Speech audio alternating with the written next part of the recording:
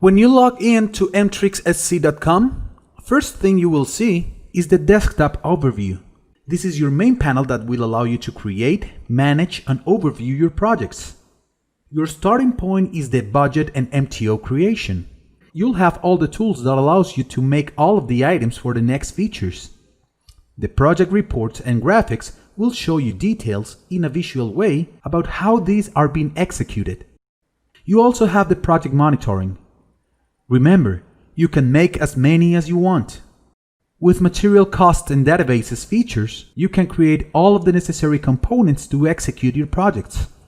Under Project Collaborators, you can add professionals to work in your budgets and MTOs along you simultaneously and in real time.